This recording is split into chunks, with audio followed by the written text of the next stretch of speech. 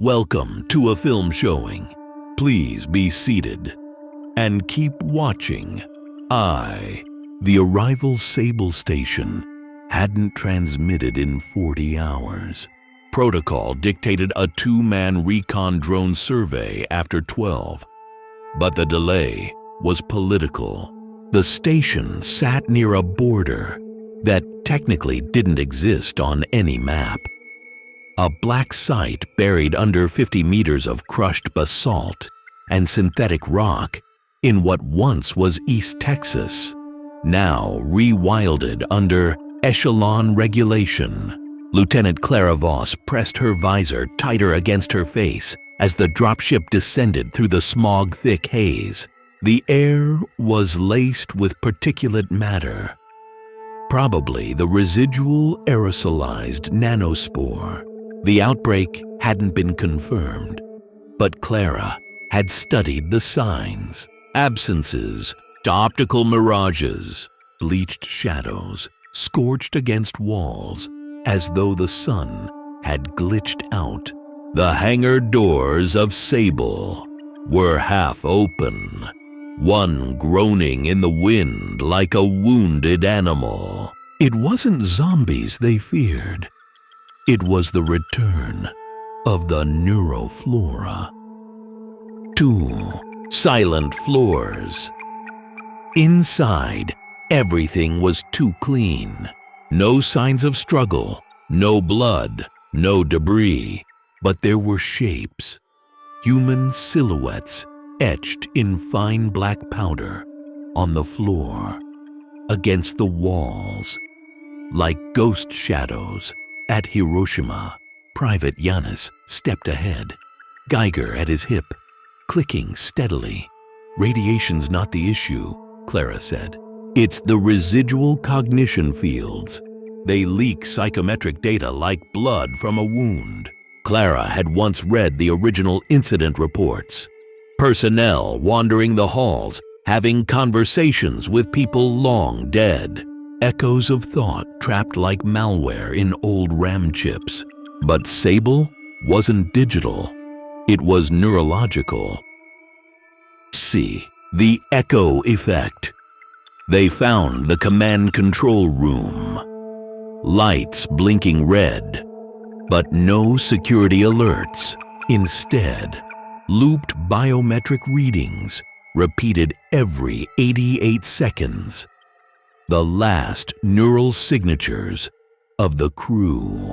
These people were still alive technically when this loop started, Clara said. The bodies, however, were nowhere. Suddenly, Yanis froze. He turned to Clara with a look of horror. "Ma'am, I just got a message from you." Her visor flashed. Internal alert. A message from her own neural node. Time-stamped 10 minutes in the future. She hadn't sent it. It said, "Do not follow the humming." Beneath, they moved deeper. The humming began an hour later. It came from the biotech sublevel, where Project Lachesis had been housed. Officially, it was a neural enhancement program for field agents.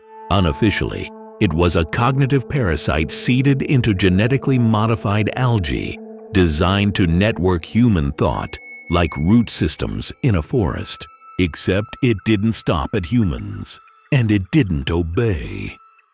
The walls pulsed faintly, not with light, with memory, not from someone following, but from someone recalling the motion of their steps into the floor's living substrate.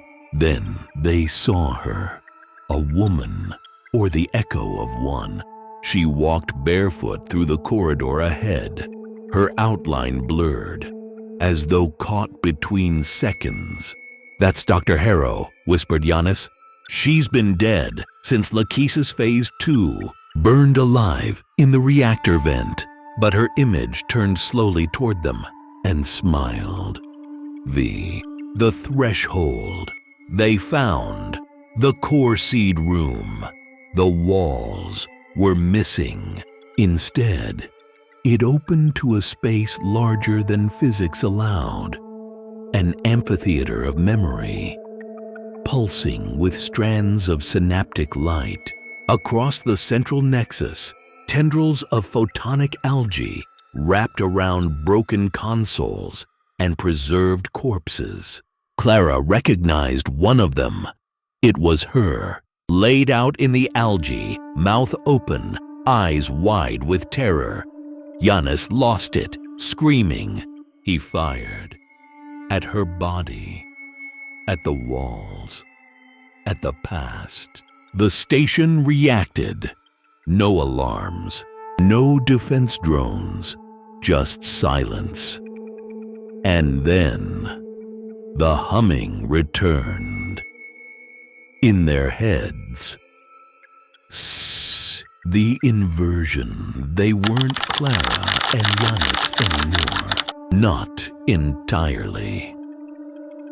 Lachesis had initiated final phase logic. Merge.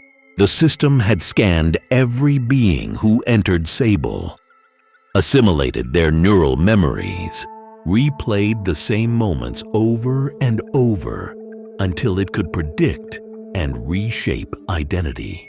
Time in Sable was circular. No beginning, no end. Just the constant loop of entrance, realization, and collapse. Clara's final act was trying to broadcast a message, an echo to any future expedition.